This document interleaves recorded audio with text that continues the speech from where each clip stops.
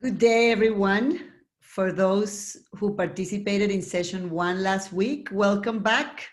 For those who missed last week, we are glad you are here today. And please contact me if you didn't receive the recording for the first session. For all of you, thank you so much for joining us for the second of a three-part lecture series on the history of the Israeli economy. My name is Amy Kaufman, Associate Director of Business Development at Israel Investment Advisors, and I am joined today by Brian Friedman, President, Co-founder, Principal, and Portfolio Manager at Israel Investment Advisors. We are speaking to you from our respective homes in Denver, Colorado, with the beautiful weather today. We know these are challenging times for many, and we wish you and your families our most sincere blessings for health and financial stability in these difficult times.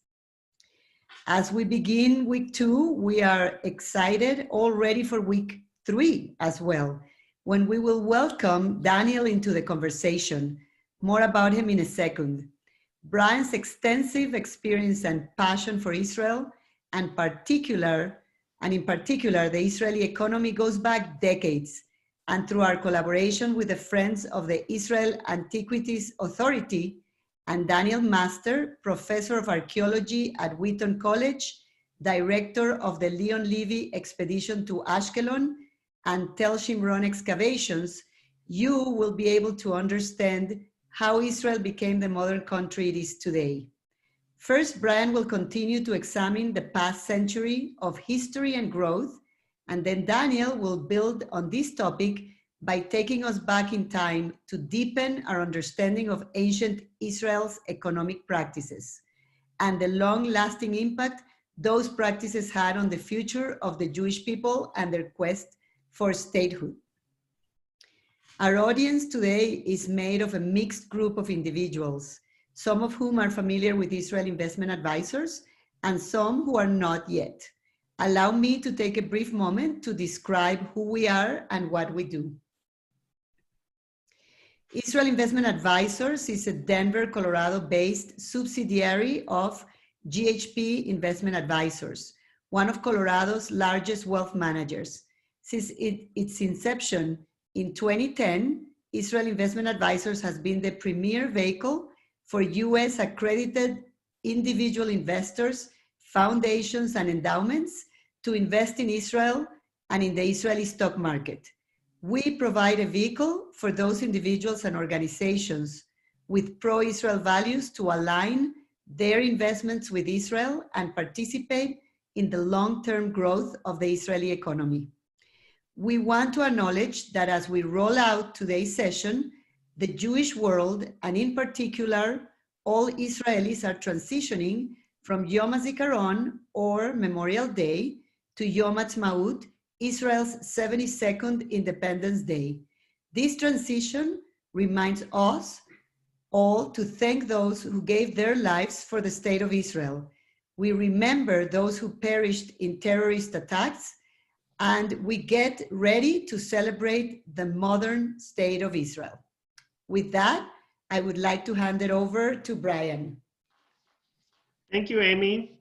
And I just want everybody on the call today to know that Amy, who's from Venezuela, had to practice the word antiquities multiple times, and I barely got antigüedades. So in any case, thank you, Amy. I appreciate that. So thank you for joining us again. And let me once again start with the big picture. And we're going to start with a much bigger picture for the next couple of minutes, and then we'll dive right back into the second half of our story, which is Israel's emergence since 1985 as a modern, industrialized, highly developed economy. So this is the picture that I wanted to go back to.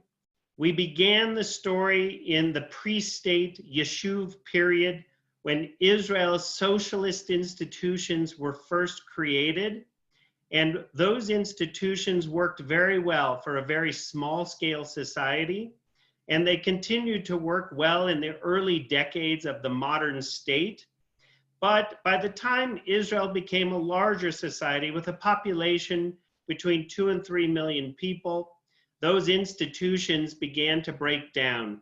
And we discussed last week the 1970s, a period of stagflation in the world and a period of high inflation, ultimately hyperinflation in Israel and economic stagnation, and finally a financial collapse in the early 1980s. That was followed by a reset starting in 1985, where Israel began its long multi-decade transition from its socialist past to its capitalist present and future. And it began the long process towards from an emerging market into a highly developed economy that it is today. That's the story that we're going to tell. How did that happen? But first, let me just put this into a global perspective. We very often talk about economic development, and particularly in the investment world, there's a whole category of emerging markets that we distinguish from developed markets. Countries like the United States, the United Kingdom, Germany, France, those are the developed markets. And I just want to introduce you to a few basic concepts that will aid our conversation today. Firstly, gross domestic product, the total value of all goods and services produced in the economy. One of the nice shorthand ways we like to compare the development of various economies around the world is with gross domestic product per capita, GDP per capita. How much gross domestic product does each country produce relative to its population? It's a very nice shorthand way of looking at income, average income in a particular country. When we begin our story in 1985, the average GDP per capita in Israel was $15,000. So roughly income, average income in Israel was $15,000 per year. Now, today, Israel has a GDP per capita of $40,000. By the way, all the dollar figures I'm quoting you are adjusted for inflation. They're in 2020 dollars. The United States has a GDP per capita right now of about $60,000 per year. Israel emerged from a less developed country to a more highly developed country and currently has a GDP per capita on par with France and Japan. Just to emphasize how rare that situation is, there are 195 countries in the world today. Of those 195 countries, there are 38 that have a GDP per capita in excess of $25,000. And of those 38, 13 are either very tiny oil-rich states like Kuwait, or very tiny principalities like Luxembourg or Aruba that have significantly fewer than 1 million people in terms of their population.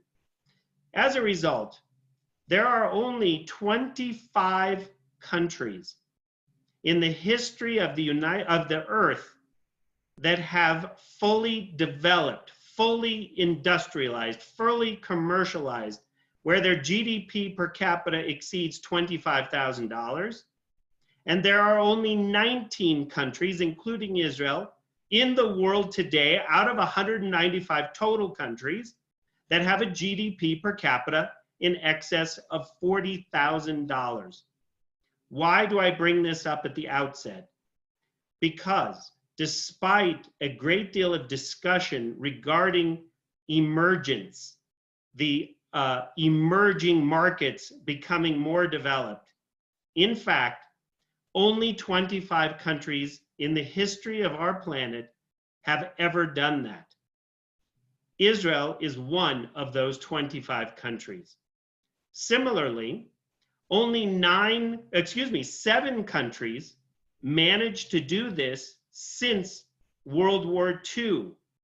I'm going to read them to you.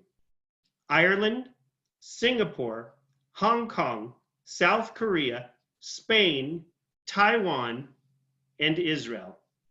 That's the entire list of countries that moved from an emerging market to a fully developed economy since World War II. The remainder began that process, well, usually in the 19th century, or in the case of Britain, in the 18th century. Okay, with that as a backdrop, let's now discuss, how did Israel do this? So first, I want to remind everybody listening today, we talked at the outset that there's an underlying theme that's been running through the entire discussion, and that is the size of Israeli society. Back in the early days, the 1880s through the 1920s, and even into the late 1940s, Israel had fewer than 1 million people, and most of its economic institutions were created for a very small scale society. Today, Israel, in fact, just 2 days ago, on the eve of Independence Day, the Israeli government announced that the current population of the state of Israel is 9.2 million people. Once again, to put that into perspective, Israel today is larger than Austria, Denmark, Switzerland, and a whole variety of other countries that have a long history of ultimately free market capitalism. In fact, Israel today is larger than England was when it began the Industrial Revolution in the late 18th century. What worked for a small scale society stopped working as that society became larger. And as that society scaled to where it is today, even more change is required, which we will outline at the end of my discussion. All right, let me just set the stage one more time in terms of a couple of basic economic concepts. Economists like to think of economic policy in 3 big buckets, 3 big categories: fiscal policy, monetary policy, and what we like to call structural reform. Fiscal policy is everything that the government does with its money, what it spends, how it spends it, whether there's a deficit, how it finances that deficit, how much does it borrow, etc. That's fiscal policy. Monetary policy is typically what the central bank does, like the Federal Reserve in the United States, or the Bank of Israel in Israel. It has to do with how much money is printed, how it flows through the financial system, particularly the banking system, what's its impact on inflation and interest rates. Monetary policy. Finally, structural policy, structural reform, get at what is the institutional framework of an economy, and how does that institutional framework change? What sorts of policies in particular does the government employ in terms of promoting competition or stifling competition, in terms of labor market freedom versus labor market regulation, policies for safety like the Food and Drug Administration? All of those things fall under the big bucket of structural policies or structural reform. Although I will discuss all 3 today, we are going to very much emphasize structural policies and structural reform.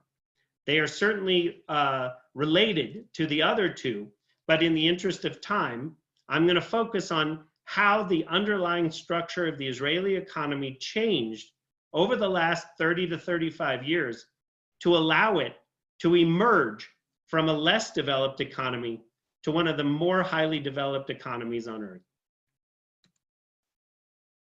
Okay.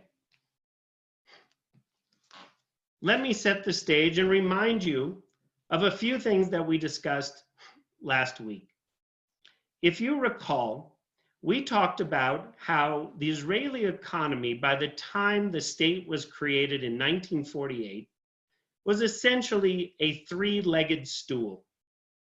The first leg was created in the decades prior to 1948 and revolved around the major labor union in Israel called the Histadrut. The Histadrut was a very powerful institution, and for most of Israel's history, all the way from 1920 when it was founded, up until 1995 when the dismantling began, the Histadrut was essentially a state within a state, a government of its own, and it owned business enterprises directly that accounted for about 1/3 of Israeli gross domestic product. The Histadrut is a unique institution, and as I mentioned last week, I tended to use the word socialist to describe the Histadrut, but I also mentioned that perhaps that isn't the best word. It just helps us frame our thinking. What I would really say is that the Histadrut was organized around the principle of the cooperative, a co-op. Almost all of its business enterprises were cooperative in nature in the way that you might think about it or compare it to things that may be more familiar in American society. Think about mutual companies in the United States, Mutual of Omaha, mutual insurance companies. That's probably the closest analogy to the way the Histadrut organized its business enterprises. The shareholders were the workers, and the workers were the shareholders. And these businesses were very much organized around maintaining employment, and increasing wages. Profits were only secondary in terms of maintaining these as a viable long-term enterprise. And ultimately, by the time we got to the 1970s and 80s, due to the inefficiencies of this structure, the Histadrut companies were losing large amounts of money. They were bloated, and they were not able to sustain themselves without significant subsidies from the government.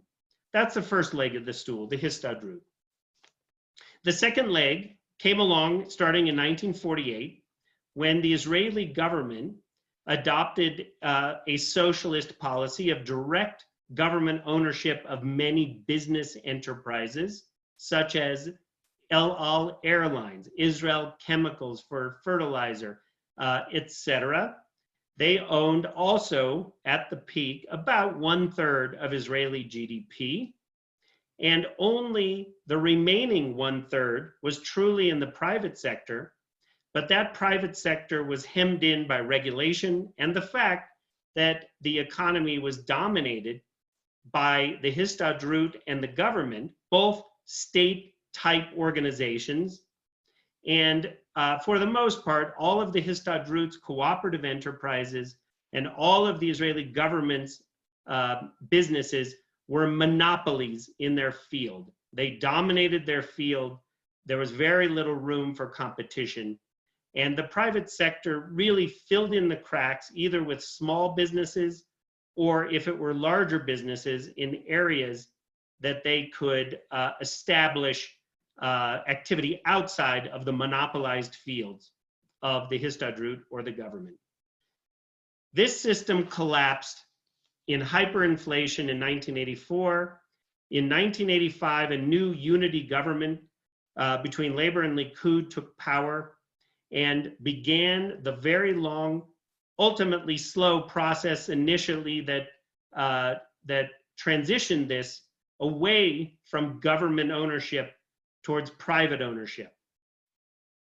For the first decade after this transition, the goal of the government was to privatize many of these companies. But they faced a lot of difficulty in that process, really for two reasons. One, these companies were losing large amounts of money, and it was difficult to find buyers.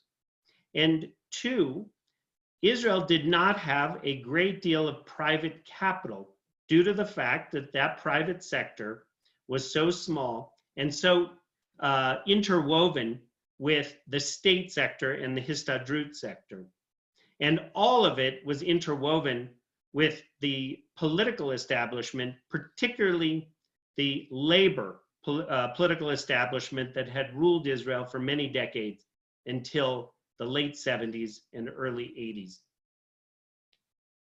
So first, they had to get their fiscal house in order.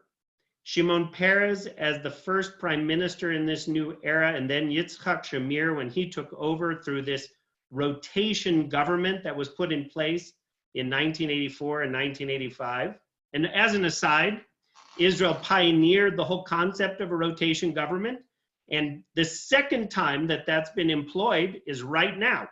The Benjamin Netanyahu and Benny Gantz have now signed the second rotation agreement in Israeli history. So we shall see how that works. But the first one worked quite well. That national unity government cut government spending, rolled back the subsidization of the Histadrut and government companies, forced those companies to make tough decisions regarding layoffs and cutting expenses. And the Histadrut and the Israeli government companies resisted these efforts mightily. And that's where we really begin our story today. What I just tried to emphasize was, how is it that Israel managed to dismantle this structure and embark on the transition to capitalism? And it's a certain type of capitalism that's even in transition today. If you go back to that very early conversation that we had about the Histadrut, they provided a wide variety of services in addition to owning these companies through the Chevrat HaOvdim, the workers' company. They provided comprehensive health insurance, life insurance, pensions. And really the source of Histadrut power, above all else, was its control over the health insurance system in Israel. And the Histadrut was able to block many of the privatization initiatives because they continued to maintain a very high level of control through the healthcare system. Every single Israeli that wanted health insurance had to become a Histadrut member. And that was true through 1995. In 1995, the government under Yitzhak Rabin, now remember, I want to emphasize some of these political elements because the reform process began under labor governments. It continued with Likud governments. And there is a national consensus on both sides of the political aisle in Israel that has been pushing towards reform. There is a contingent of groups, some of which are also still in the labor movement, that have resisted these efforts over the course of time. And on the right side, there has been resistance. So Yitzhak Rabin and his allies in 1995, they nationalized the health insurance called Kupat Cholim. They took it over from the Histadrut. Now, as many of you are aware, the history of Israel is filled with many ironic moments. In Israel's economic history, this is perhaps one of the most ironic because the nationalization of the Kupat Cholim health insurance ironically led to the dismantling of Histadrut. Why? Because the Histadrut no longer received all of the health insurance premiums. It was no longer required that every worker in Israel become a member of the Histadrut labor union. And in less than 24 months following the nationalization of the Kupat Cholim, almost 70% of all Israelis quit the Histadrut, pushing the Histadrut into deep financial difficulty, and thereby forcing the Histadrut to privatize, to begin the process of selling all of its holdings. By the time the 1990s had finished, the Histadrut had sold to the private sector all of its businesses, accounting for about 1/3 of the Israeli economy. Now, the privatization process wasn't quite as clean and simple as I just outlined, but suffice it to say, it was a process. It's a process that has actually continued up until this very day. But by the time the 1990s were finished, the Histadrut was also finished as an owner of Israeli business. Now, who bought those businesses? Well, really the only people that could afford to buy the Histadrut companies were the small group of wealthy people in the private sector. And as a result, one of the themes that we're going to talk about in just a few minutes is the creation of private sector tycoons. That's what they call them in Israel. Or if you want to use an analogy with Eastern Europe, they became the oligarchs of Israel. The privatization process in the 1990s launched a whole series of transactions that we won't get into all the details, but the way you might want to think about it, it's the game of Monopoly meets Game of Thrones. There was a scramble for these monopolistic assets by people who had capital, that small group of people in Israel that had significant capital, and or connections to the prior establishment of banks and financial institutions that were connected to this tripartite economic structure. Okay, one note before I continue with the dismantling process of the Histadrut and ultimately the government-owned companies. Because today we know Israel is the startup nation. And much of the story I'm telling so far hasn't even mentioned the startup nation. That is really a phenomenon that began very slowly in the 80s, particularly the late 1980s, but picked up steam in the 1990s. For those of you who have read that terrific book, Startup Nation, I'm actually not going to spend a great deal of time talking about the emergence and development of the Israeli technology sector. But suffice it to say, while very important and certainly important to us as investors, it actually is not the primary reason that Israel emerged from a less developed country to a wealthy country today.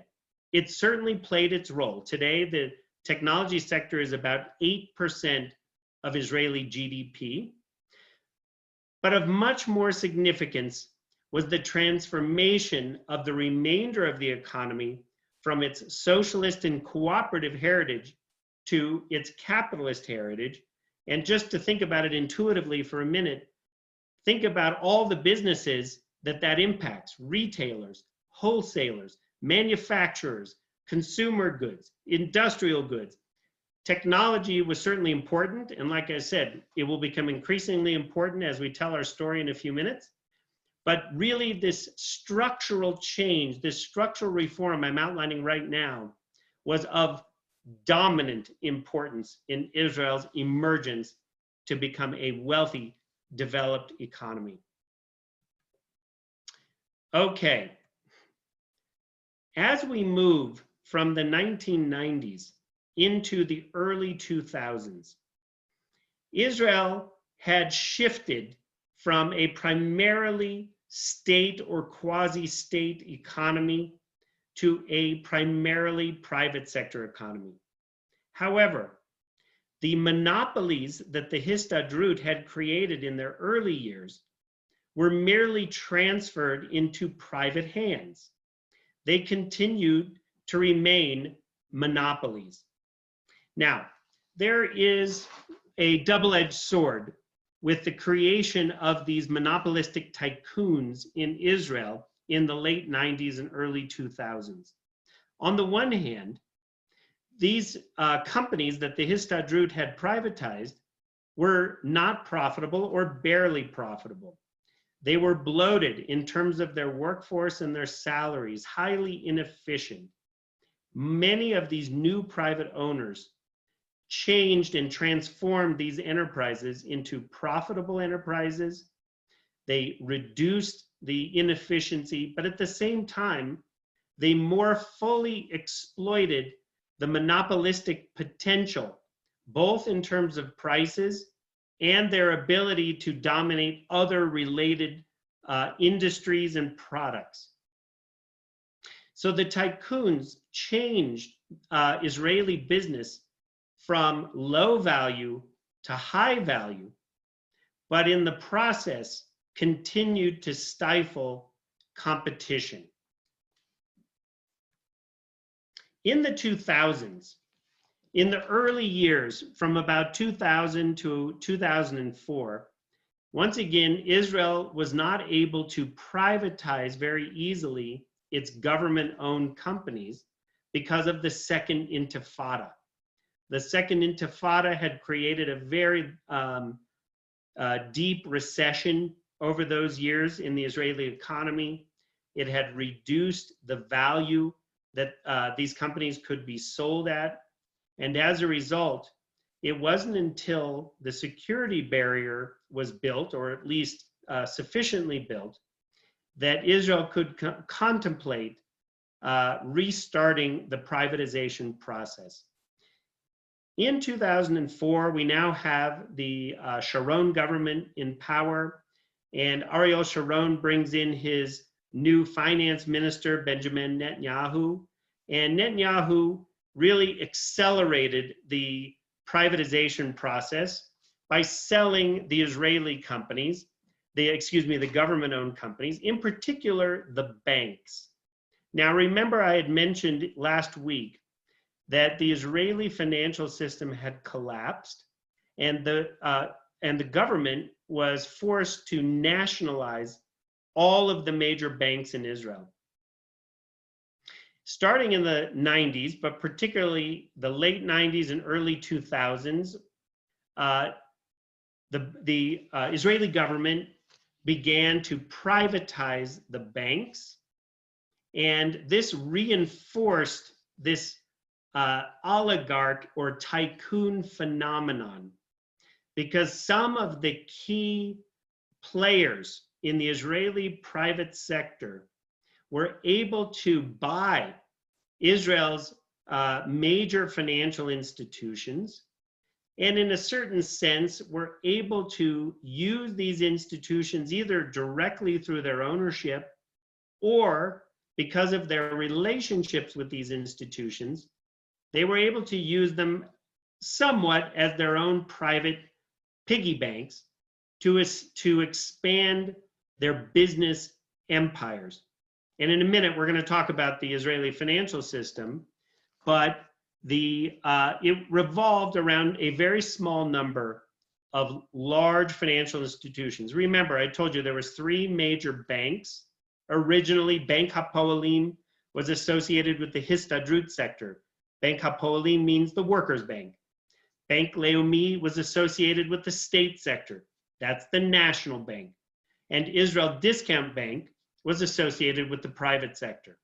Historically, each of the 3 legs of that stool had its own bank and banking system. When these banks were privatized, the structure didn't change, only the owners changed. And these owners were able to exploit the monopolistic companies they bought, as well as the monopolistic financial institutions, a structure that was somewhat replicated with other financial institutions like insurance companies and pension schemes. Okay. The good news is that because of the process of privatization from the mid-1990s to the mid-2000s, around 2005 or so, just before the financial crisis, the government and the Histadrut had largely receded from economic life in Israel, and the private sector became the dominant player in the Israeli economy. So in one sense, Israel became capitalist, but it did not become free market. It became a highly monopolized system, as it was in the old socialist way, but instead primarily in private hands. The Israeli government recognized this problem, and it was made even more starkly clear by the financial crisis in 2008 and 9, and then by very large street protests in 2011 that the protesters dubbed the cottage cheese rebellion, because they were protesting 40% price hikes by Tenuva, the dairy monopoly in Israel. That became the symbol of this system. Okay. What happened between 1995 and the financial crisis was that while the private sector rose to the fore, Israeli companies became more efficient, they became more profitable, they also became more anti-competitive. And some of the cross linkages between these various companies began to weaken as foreign capital started to come into the country and as regulation began to liberalize, but not to a very great extent. Really, the private sector in Israel was helped by the very dynamic technology sector. Technology was not part of this structure. It was always outside this structure. It was always globally competitive. It was always connected to the capital markets outside of Israel. And Israeli politicians and Israeli business leaders took note of the dynamism of the tech sector and the growing importance of the technology sector. And although technology products, of course, became more important, I would argue that technology in terms of its economic structure was even more important, because it led to a wave of further reform that began in 2005, and we are still in that period today. So let me outline what those reforms were.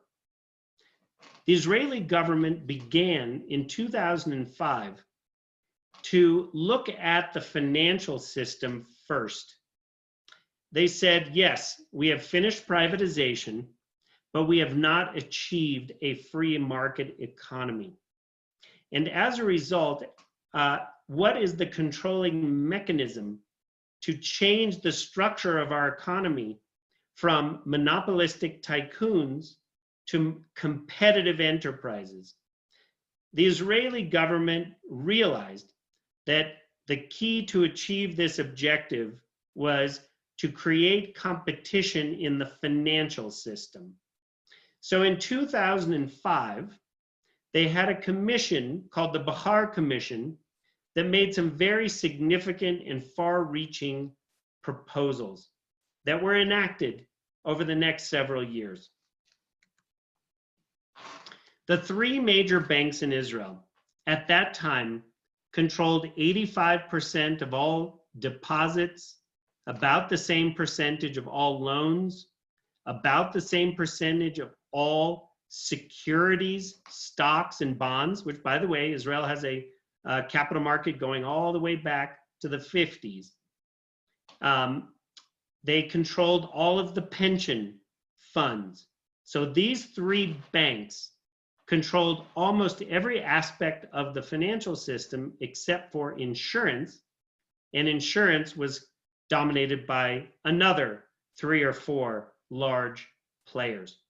But the Israeli government realized that in order to begin the process of injecting competition into the Israeli economy, they first had to create competition in the banking system. What had happened with the tycoons, and I'll just give you a couple of examples. Take the Arison family. The Arison family, an Israeli family that had grown wealthy. They're most famous for owning Carnival cruise lines, unfortunately not doing so well at the moment, but that really gave them the capital to buy, ultimately, Bank HaPoalim. Because of their ownership of Bank HaPoalim, they created holding companies that allowed the Arison family to ultimately control other major business enterprises in Israel. For example, Shikun V'Binui, one of Israel's largest construction and real estate development firms, came to be owned and controlled by the Arison family. Electra, one of the largest HVAC companies, air conditioning in Israel, and a whole host of other business enterprises. An infamous business person named Nochi Dankner did the same thing by taking control of a holding company called IDB, the original holding company of Israel Discount Bank. And they used their relationships with these financial institutions to ultimately control very large business enterprises based on a great deal of debt. They borrowed from the banks and they borrowed from the pension funds, which the banks managed. And they had preferential access to these sources of capital due to their interconnected relationships with each other, as well as their ownership of many of these financial institutions. One last example, one of the big industrialists in Israel, Yitzchak Tshuva of the Delek group. Delek controlled the gasoline distribution through gas stations. They controlled one of the major insurance companies, and through the control of that insurance company and other financial assets, came to become the primary owner of Israel's new offshore gas discoveries. And all of this structure that I'm now outlining was profitable. It transformed the former socialist monopolies to, in many cases, world-class enterprises with minority stakes, usually trading on the Israeli stock market. But all of these tycoons had vast empires that they controlled through their ownership of these financial institutions, as well as business pyramids that gave them perhaps control over a wide variety of companies while owning smaller percentage, less than majority percentages. Okay, that was the transition period from the beginning of privatization in 1995 through the financial crisis. Luckily for Israel's economic future, many, in fact, most of these tycoons used their preferential access to capital and began to expand outside of Israel. And unfortunately for them, they most often chose real estate, often in the United States, as their vehicle. And we all know what happened to real estate in the 2008 and 2009 global financial crisis. This pushed many of these tycoons into financial difficulty. It weakened their hand, and it allowed the Israeli government to swoop in and push the next wave of reform. First, they began the process of dismantling this banking system, already in 2005, the Israeli government forced the three big banks to divest their pension management, to get out effectively of securities underwriting, and to begin to limit their lending. You might call it their sweetheart lending. The 2008 and 2009 financial crisis accelerated this process. The 2011 street protests made it an urgent national issue. And starting in 2013, the Israeli government enacted very sweeping reforms. They call them the deconcentration law. In 2013, Israel passed very significant laws to break up this system. Firstly, starting in 2013 and ending in 2019, all Israeli tycoons had to make a decision. You could either own one of the financial institutions, or you could own industrial enterprises, but you cannot own both. You had to separate your control of financial institutions from non-financial institutions. Just so you know, this is very much the same law that was passed in the United States in the 1920s and 1930s during what became the trust-busting progressive era. You know, think about Teddy Roosevelt at that time. Israel has been going through its Teddy Roosevelt phase now. And over the last 10 years,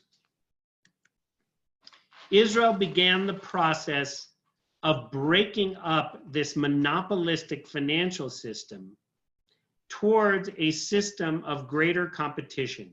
It's not at the end zone yet, but it is very much on its way. And similarly, Israeli tycoons have been forced to divest many of their monopolistic pyramids that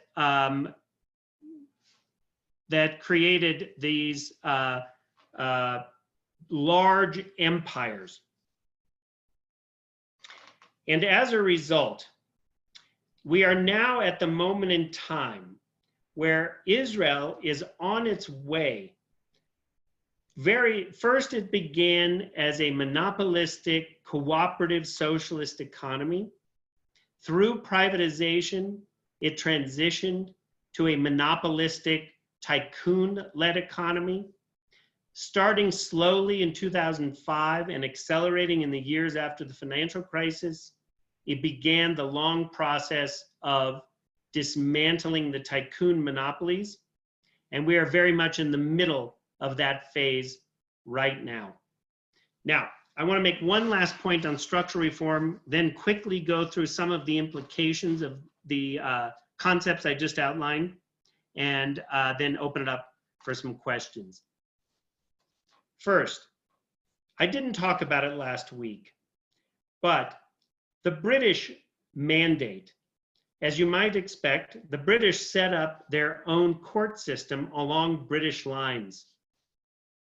That court system played an immensely important role in the development of the Israeli economy, because the British established an independent judiciary completely separate from all of the Zionist institutions, and that had carried forward through the state period up until now, with a very strong and independent judiciary built along British common law in a similar way to the United States, the United Kingdom, Singapore, Hong Kong.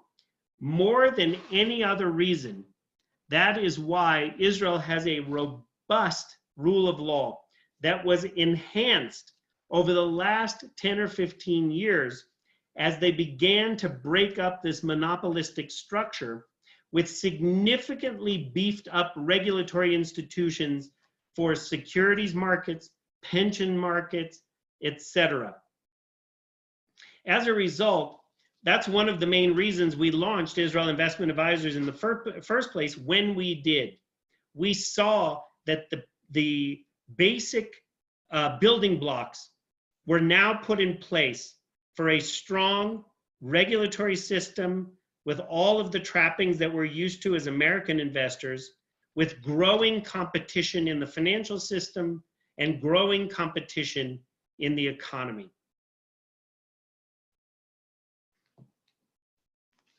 So let me just outline what the impact has been since the mid-90s through now.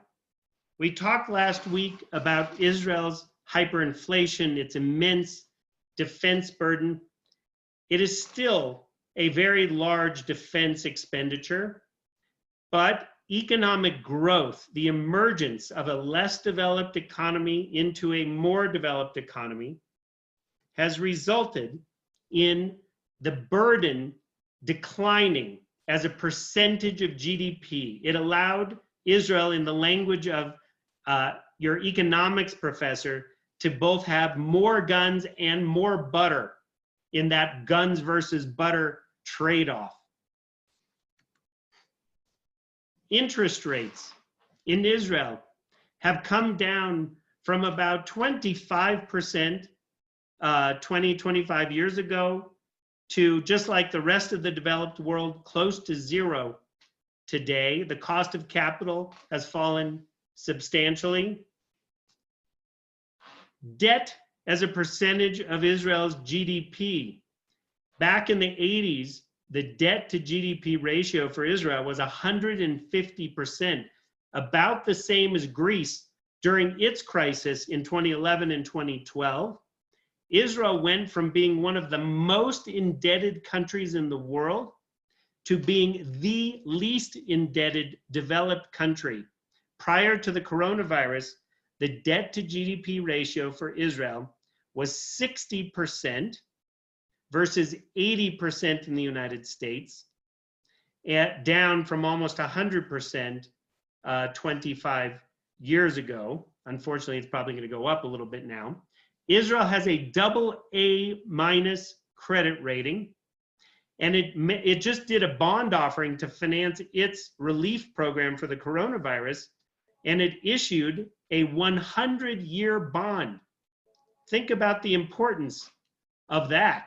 There are investors, and they issued it to global markets. There are investors out there, not Zionists, just regular old institutional investors, that believe the Israeli government will be around 100 years from now to pay that bond back at a fairly modest rate of interest. Israel's corporate taxes fell from about 61% in the socialist 80s to 23% today, about the same as our now lower corporate tax in the United States. And oh, by the way, Israel still is a heavily taxed economy. I don't want to deny that, but personal income taxes have also fallen substantially over the last 20 to 25 years. And finally, inflation, which had reached 500% in 1984, is substantially below 1% today. Israel restructured its economy. It restructured it from a socialist cooperative economy that was ultimately inefficient and bloated, transitioned it to a highly monopolized but private economy in the hands of politically connected tycoons. And although they are still in that phase, they are well on their way towards a future of competition that has already been enshrined in law. And my last thought, just so that you can understand the global importance of this whole concept of structural reform. Israel is almost unique in the world. Most countries find it very difficult to enact the sweeping structural reforms that I just outlined, because the most powerful people in society are usually resisting those reforms. Japan needs to do what Israel has done. Italy needs to do what Israel has done. France, Greece, they all need to do what Israel has done, but they have not yet done it because Israel faces existential threat. It requires economic growth in order to maintain that defense burden that I just mentioned. And as a result, the tycoons have been sidelined in favor of the national interest, which is greater competition, greater economic growth, higher wealth, and ultimately, in our opinion, a better environment for investors like us. Thank you, Brian. I have the first question for you. Are you ready? I'm ready. Okay, how does Israel compare to other countries in the OECD? Yeah, great question. So for those of you who don't know what the OECD is, it's the Organization of Economic Cooperation and Development. It's sort of the club. It's like the United Nations for rich countries. It's the way the United Nations should be without all the bad guys. And Israel is one of the wealthier countries, believe it or not, in the OECD. GDP per capita, as I mentioned at the beginning of this talk, is actually a little bit higher in Israel than it is in Italy, Japan, France, and even the United Kingdom. Of course, some of that has to do with the current depressed state of the pound and the euro, but nonetheless, Israel ranks quite well in the OECD. And one little aside, one of the reasons we began Israel Investment Advisors in 2010 was because in 2010, Israel was invited to join the OECD.